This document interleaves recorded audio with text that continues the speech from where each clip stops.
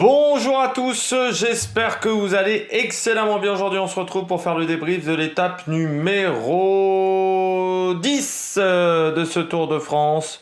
On va revenir sur tout ce qui s'est passé aujourd'hui dans cette étape et il y a eu des choses quand même à dire aujourd'hui. Ça a été une journée particulière quand même avec une grosse vitesse encore.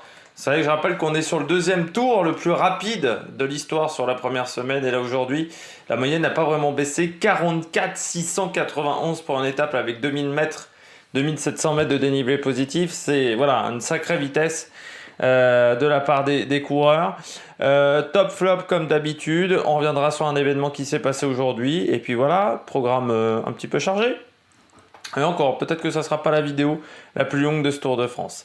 N'hésitez pas à vous abonner à la chaîne, à réagir dans les commentaires, à mettre un pouce bleu, à partager la vidéo sur les réseaux sociaux, notamment auprès de vos proches si vous pensez que ça peut les intéresser. Dans les commentaires, n'hésitez pas à me dire qui vous a plu, qui vous a déçu dans cette étape. Et puis, quand vous vous abonnez à la chaîne, vous pouvez mettre la petite cloche. Comme ça, vous êtes au courant des dernières vidéos qui sortent sur la chaîne, notamment quand vous activez toutes les notifications. Ça, c'est ce qu'on appelle, c'est ce que j'appelle le Saint Graal.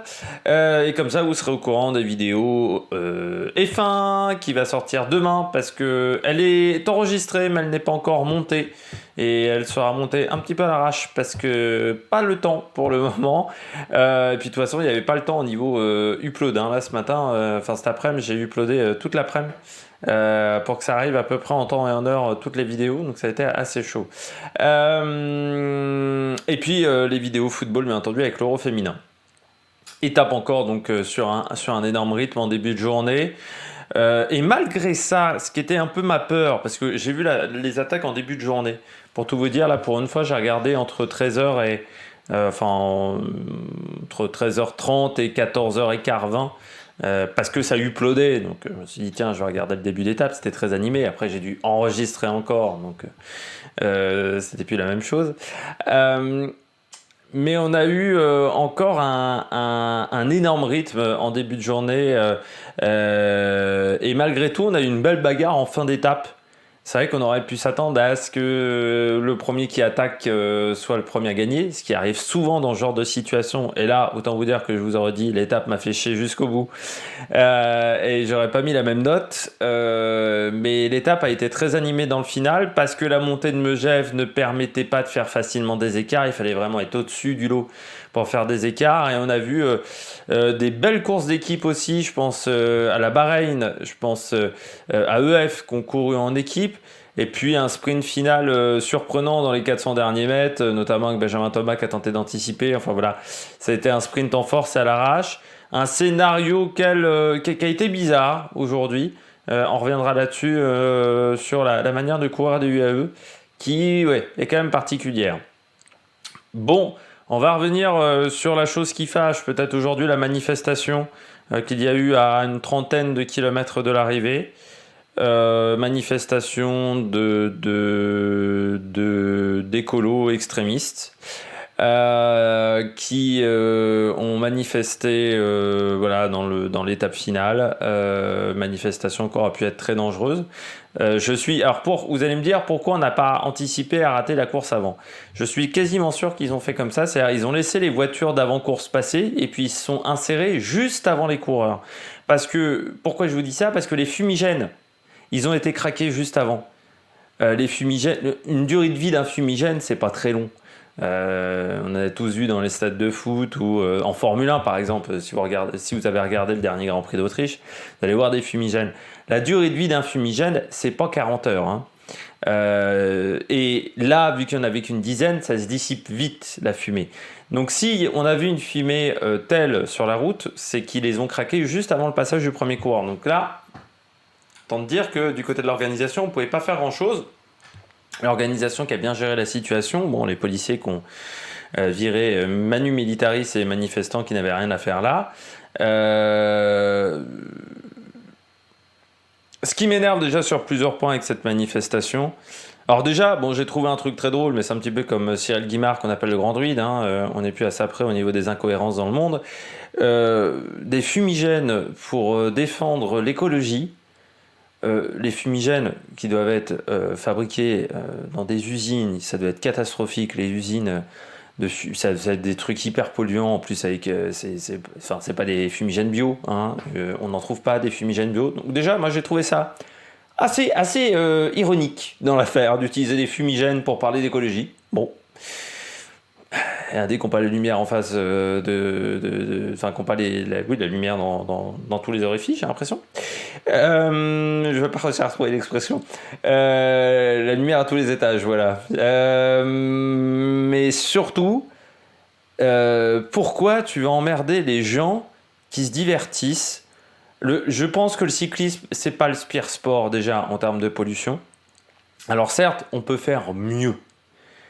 Mais je pense que ce sont des personnes qui en plus utilisent des smartphones, qui utilisent des ordinateurs portables, qui utilisent même peut-être des voitures électriques. Alors parce que par exemple, c'est sympa la voiture électrique, les batteries ça consomme énormément d'eau douce, hein, pour ceux qui le savent. C'est une horreur au niveau de la consommation d'eau douce. On assèche des terres énormes pour exploiter le lithium. Et ça va nous retomber sur la gueule. Les voitures électriques, ça a failli être écolo. Mais je pense qu'ils ont des smartphones, je pense qu'ils ont des portables. Soit tu vis comme un Amish, et dans ce cas-là, enfin voilà, tu peux faire ce genre de choses-là sur le Tour de France. Et encore, pour moi, c'est pas le bon endroit. Mais en plus, j'adore toujours enfin, l'écologie m'a toujours fait marrer en France sur beaucoup de points. Parce que ça serait croire que les gens ne font pas déjà des gestes écolos. Je pense que beaucoup de gens aujourd'hui trient leurs ordures, même dès qu'ils font du compost.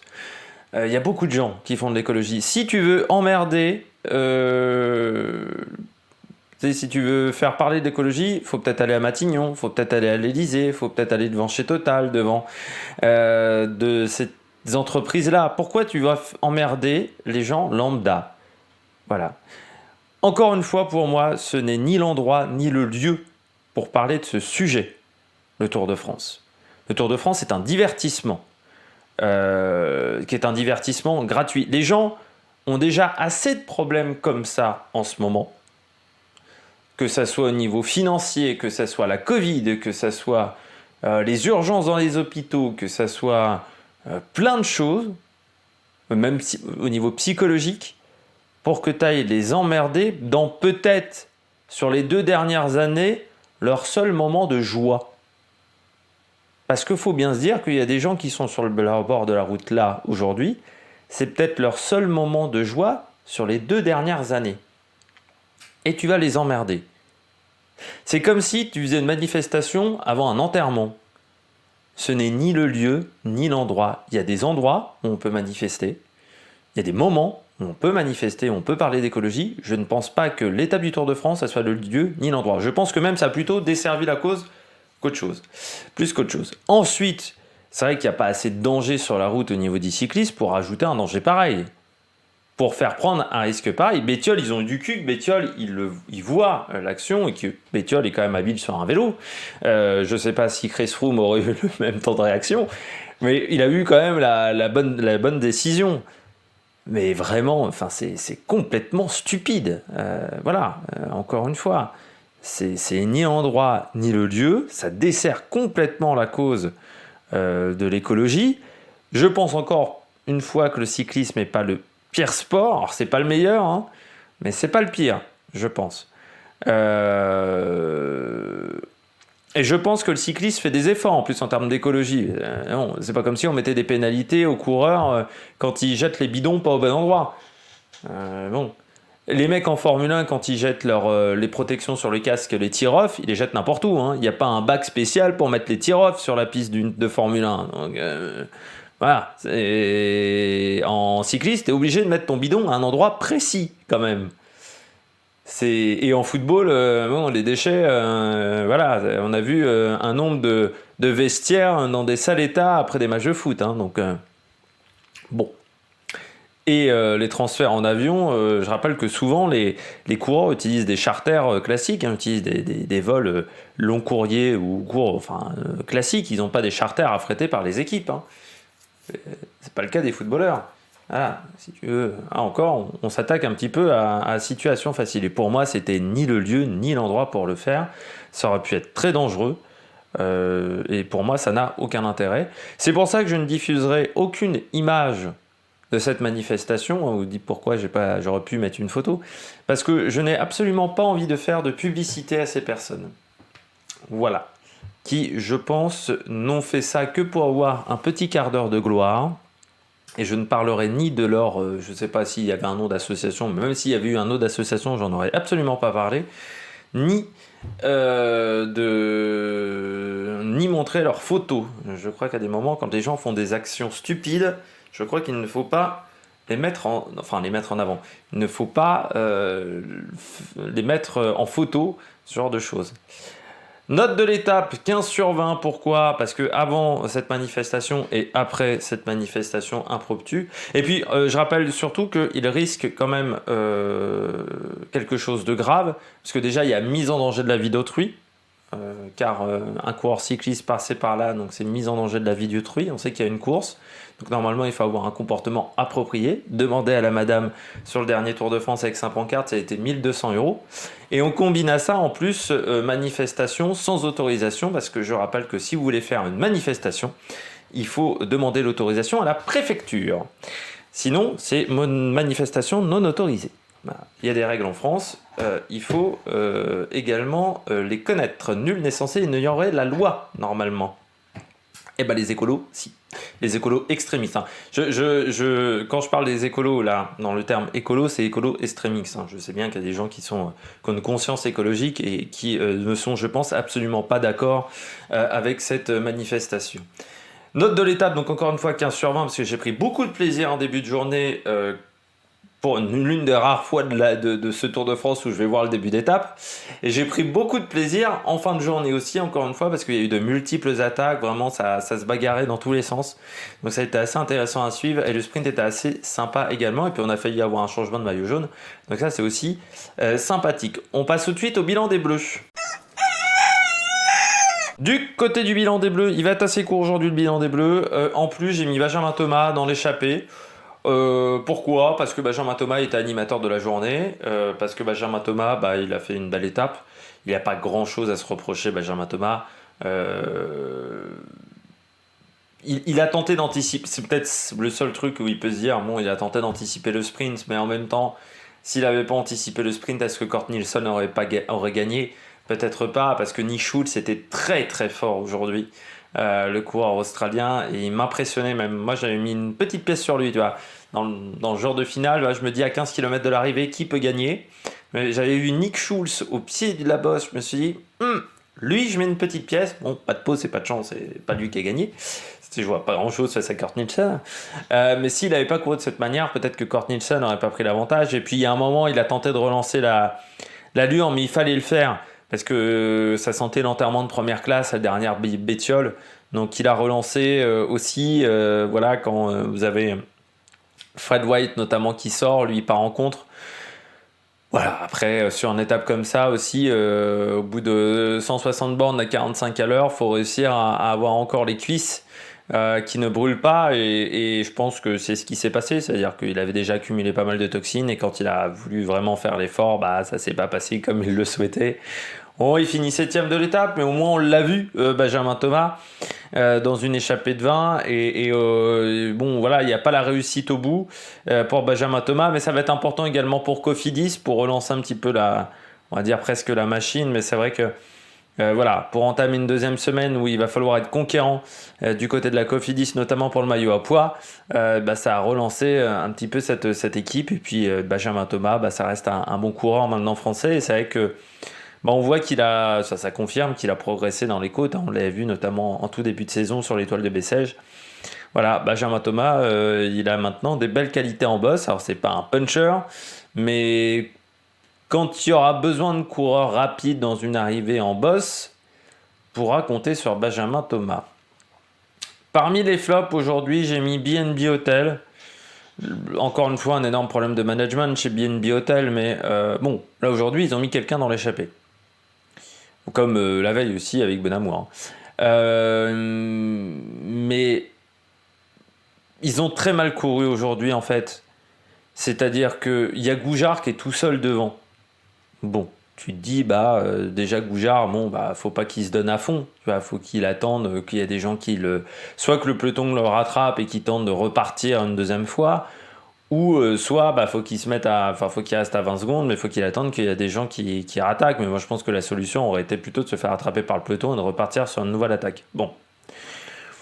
Après, Goujard, il tente le coup sur une étape comme ça, c'était pas le favori. Par contre, la manière dont a couru BNB derrière, c'est-à-dire à vouloir suivre tous les contre-attaquants, alors qu'aujourd'hui seul, c'était impossible d'aller au bout. Il fallait être dans une échappée, encore une fois, je vous avais dit, il fallait être au moins 10 ou 12 aujourd'hui pour aller au bout.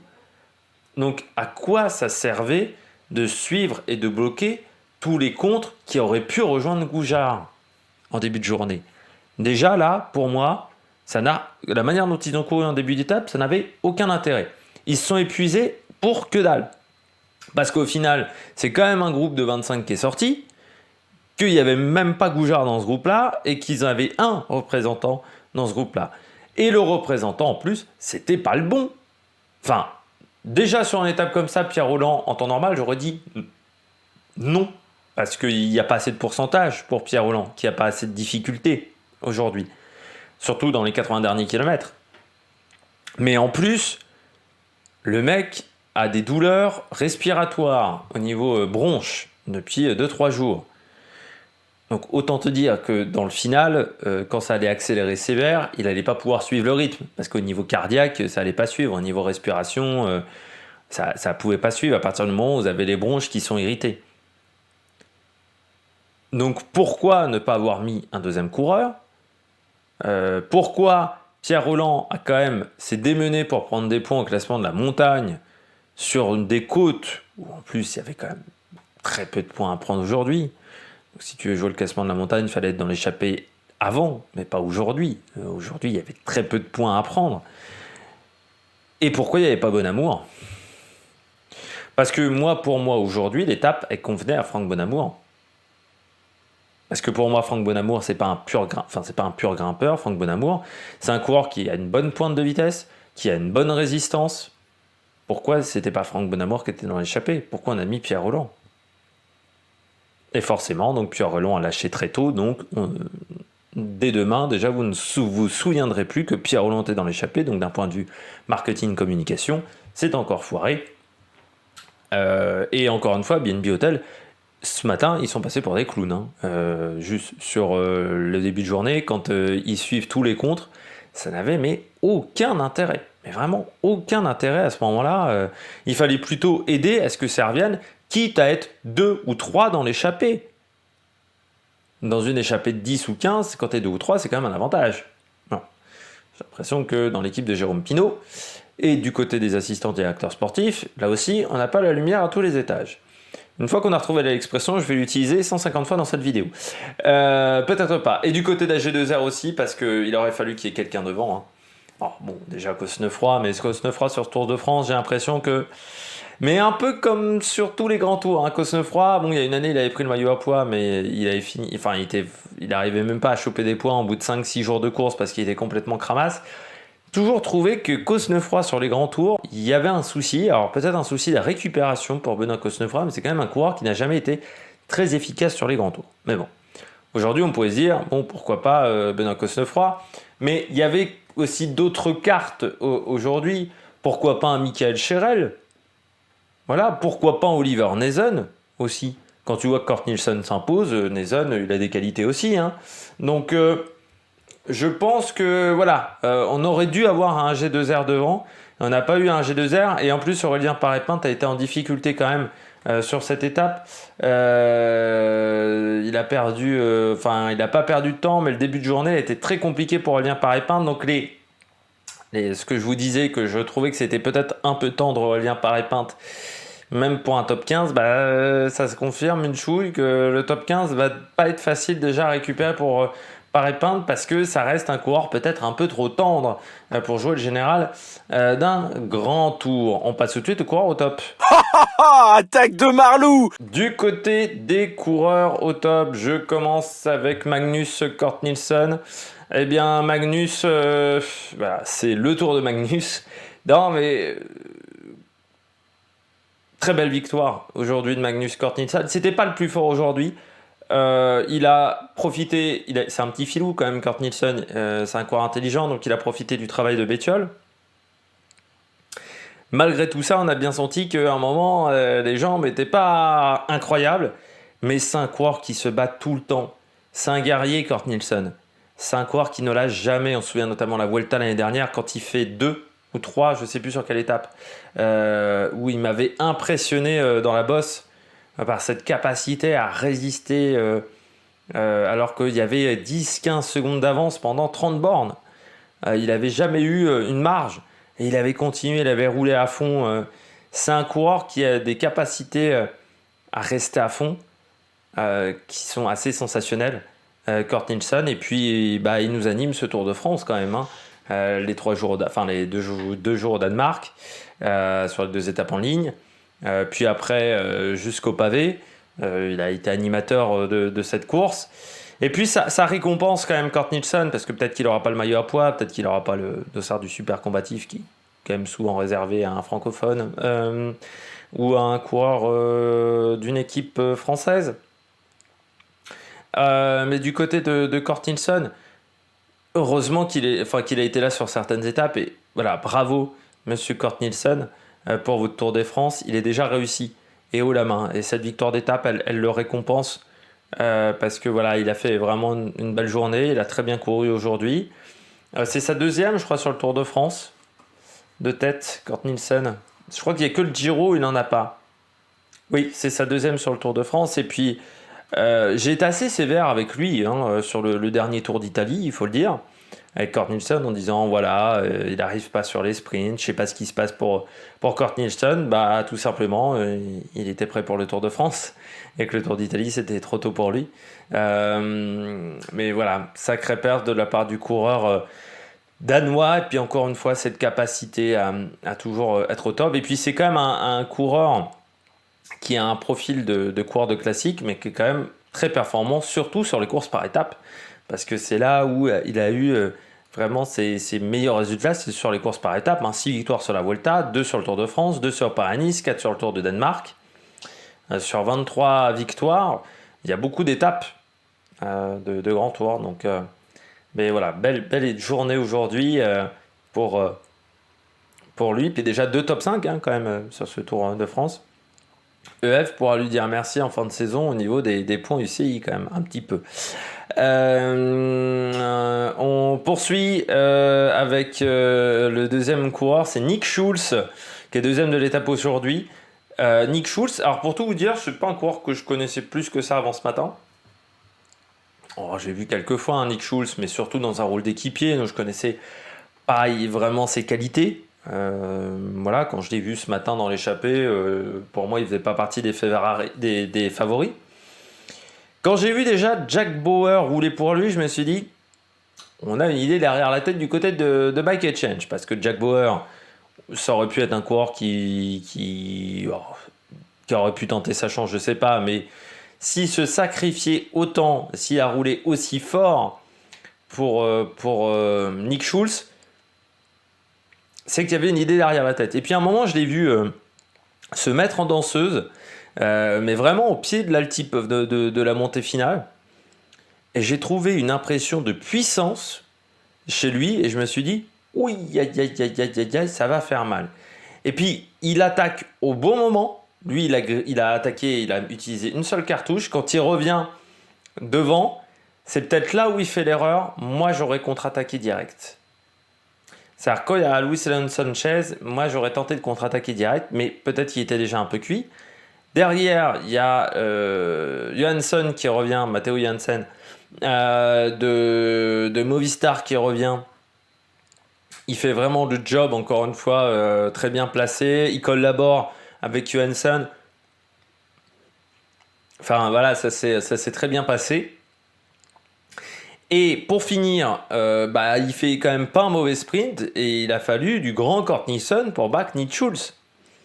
Moi, si je suis Bike Exchange ou une autre formation, parce qu'il est en fin de contrat, Nick Schulz, je réfléchirais. Alors, c'est un coureur qui a 2 victoires dans sa carrière. Donc, c'est une victoire sur le Saskatoon Tour en 2021, une victoire sur le Haraldson Tour. et qui sont quand même pas les courses de l'année non plus. Il a été chez SEG Racing Academy en 2016, donc l'équipe, il avait même été stagiaire chez Etix en 2014. Donc une équipe qui est quand même d'un bon niveau, même si l'année où il est passé, c'était pas forcément la meilleure année de SEG. Hein. Il y avait Jacobson, mais qui était encore jeune, Fabio Jacobson à l'époque. Voilà, c'était pas forcément l'année, c'était encore les débuts de cette équipe. Oui, c'était la deuxième année de cette formation. Donc tout n'était pas encore totalement en place du côté de SEG. Mais il est passé également chez Etix en tant que stagiaire. Stagiaire également chez Orica en 2016. Et pourtant, en 2016, je rappelle juste, en 2014 chez Etix, Alexis Guérin aussi, donc, qui aujourd'hui est en Continental. Voilà, il y a Nick Schulz, Rumatch et Yann Hirt. Voilà, et au final, il n'y a que Yann Hirt qui a vraiment explosé derrière. Mais surtout du côté de Nick Schulz. Ensuite, il est passé 2 ans chez Cara Rural. C'est assez rare pour un Australien d'aller chez Cara Rural, hein, d'aller dans une équipe espagnole, pour ensuite rejoindre Michelton. Dernière année de contrat pour le moment chez Bike Exchange. On ne sait pas s'il est renouvelé.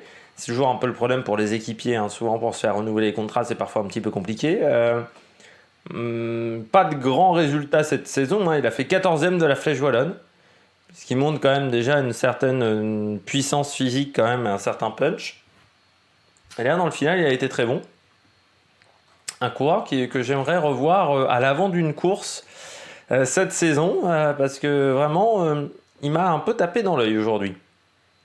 Et puis Luis Sanchez, qui fait 3e de l'étape. J'ai même pas fait exprès de faire le top 3. Mais déjà parce que la Bahreïn a fait une très bonne course d'équipe, c'est avec Fad White qui là a sauté sur toutes les roues, mais il y avait un intérêt à le faire à ce moment-là de la course. Et puis il faut toujours se méfier de Sanchez.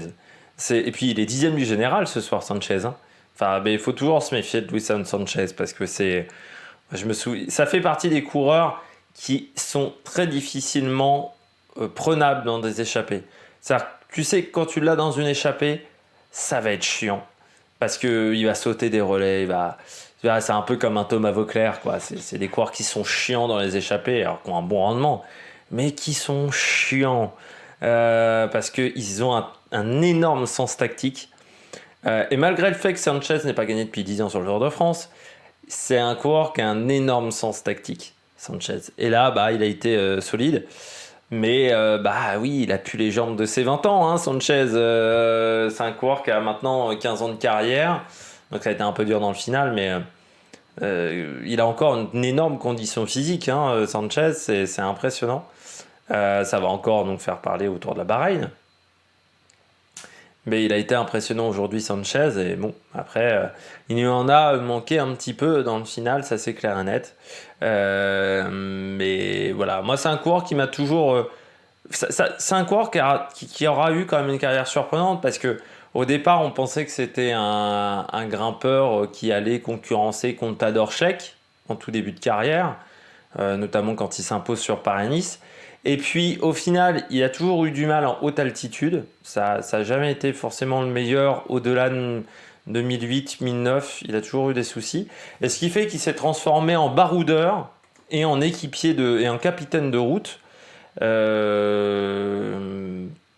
partir à partir du moment où il est arrivé vraiment chez Rabobank, même si, faut quand même noter dans son palmarès, parce qu'il a 47 victoires chez les professionnels, pas mal quand même, et notamment 2 Classica San Sébastien, 4 étapes du Tour de France, 1 Paris-Nice, 4 étapes sur Paris-Nice, la Jacobs Creek Tour de Lander en 2005, donc quand il était chez Liberty Seguros, une magnifique équipe. 2 étapes du Tour de Lander également, 2 étapes du Tour du Pays de Valsco, 2 étapes du Tour de Normandie, mais c'est vrai que depuis peut-être presque 10 ans, il a surtout un rôle de capitaine de route et parfois un rôle parfois il est de quelques échappées, mais il n'a pas une réussite. C'est fou de se dire qu'il est toujours là à 38 ans, qu'à 39 ans l'année prochaine, il a encore une année de contrat et que c'est un coureur vraiment encore de qualité. Et il faut quand même rappeler qu'il a passé une année chez Cara Rural aussi, hein, Luis Sanchez. C'est-à-dire qu'il y a une année où il a dû redescendre en 2e division quand Rabobank a fermé. Bon, à une époque où Cara Rural, il y avait quand même du lourd, hein. Il y avait Madrazo, il y avait Omar Fraile, Ruben Fernandez, Pello Bilbao. Voilà, c'est l'une des meilleures années. C'est une année où vous avez gagné 5 étapes, 5 courses. Mais c'est voilà, une époque où il y avait même un match au Roca aussi. Enfin, c'était une belle époque. Mais c'est vrai que c'est fort de sa part d'être redescendu une année en deuxième division et de repartir ensuite chez Astana où il a eu quand même un rôle d'équipier et de toujours avoir cette motivation-là à son âge. Moi je dis chapeau. On passe tout de suite au bonnet d'âne.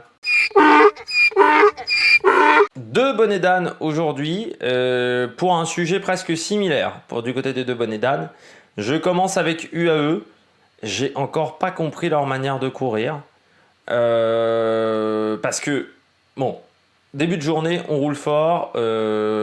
Enfin, ça part encore sur les chapeaux de roue. Moi, j'avais dit qu'il y avait quand même de grandes chances que juste à la première côte de 4e catégorie, ça roule fort vu qu'on était en descente.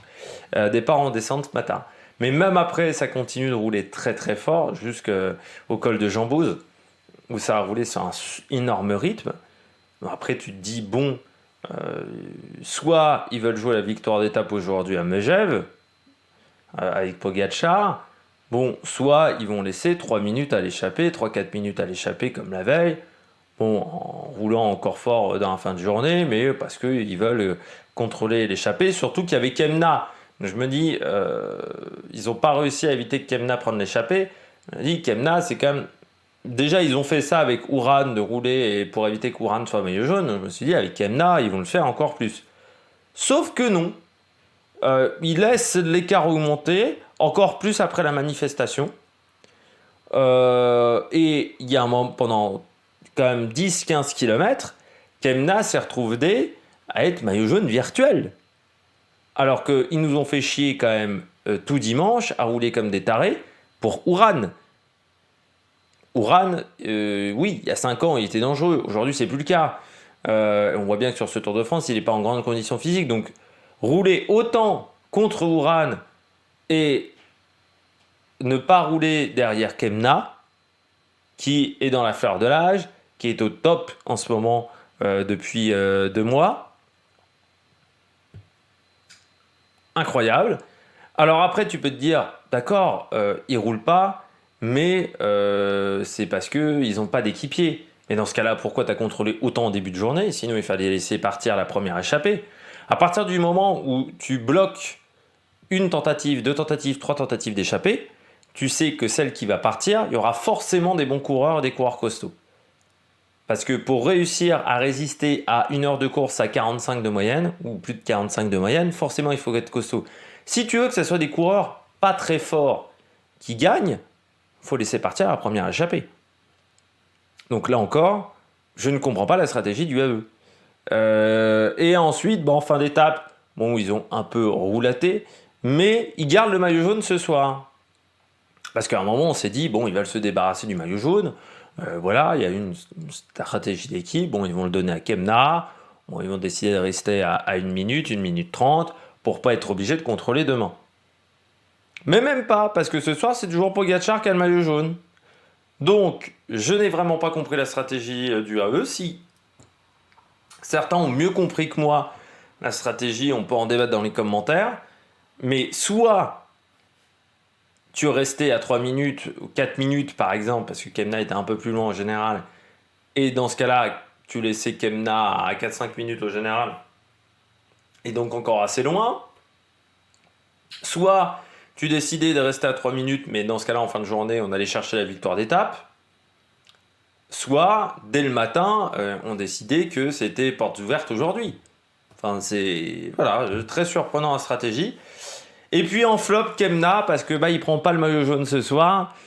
Il gagne pas non plus l'étape. Les gens n'étaient pas sensationnels pour Kemna, mais je pense que quand il s'est aperçu qu'il n'arriverait pas à faire la différence, qu'il n'arriverait pas à sortir seul et qu'il y aurait peut-être Benjamin Thomas, peut-être Kurt Nielsen, des coureurs plus rapides que lui dans un groupe, il fallait qu'il se concentre sur le maillot jaune. Et là, je suis désolé, dans la montée finale, à partir de 10 bornes de l'arrivée, quand il voit qu'il ne va pas pouvoir faire de la différence, faut qu'il roule que pour le maillot jaune. Il faut qu'il se concentre que sur le maillot jaune. Et bah ce soir, les 11 secondes qui manquent à l'arrivée pour Kemna, c'est peut-être parce qu'il n'a pas roulé pendant 3-4 km. Et ça a été une erreur. C'est dommage de rater un maillot jaune pour 11 secondes. Demain, il aurait eu une journée super. Alors, il se serait fait mal aux jambes, mais il aurait eu une journée super à l'avant du peloton. C'est un peu dommageable de le perdre pour 11 secondes parce que t'as pas très bien joué tactiquement dans le final. Donc, c'est pour ça que je mets Lennart Kämna en flop. Du côté du général, il y a eu donc quelques changements. Pogacar est en tête avec 11 secondes d'avance sur Kemna, Vingegaard à 39 secondes, Geraint Thomas à une 17, Yates à une 25, une 38 pour Gaudu, Bardet à une 39, Pidcock à une 46 et Enric Mas une 50 à égalité avec Luis Sanchez qui est pour le moment 10e de ce classement général de ce Tour de France. Demain, Granon, plus Galibier, plus col du Télégraphe, plus les lacets de Montvernier. Demain, il va pas falloir avoir une panne de jambes sur l'étape. Présentation 7h30 demain, elle est déjà uploadée. Il y a déjà tout qui est prêt et le titre est bon, je l'ai vérifié. Il y a juste une erreur sur un dessin T, mais ça, je n'ai pas pu le modifier après coup. Donc, n'hésitez pas à vous abonner à la chaîne, à réagir dans les commentaires, à mettre un pouce bleu, à partager la vidéo sur les réseaux sociaux. Puis nous, on se retrouve pour de nouvelles aventures sur la meilleure production. Ciao, ciao!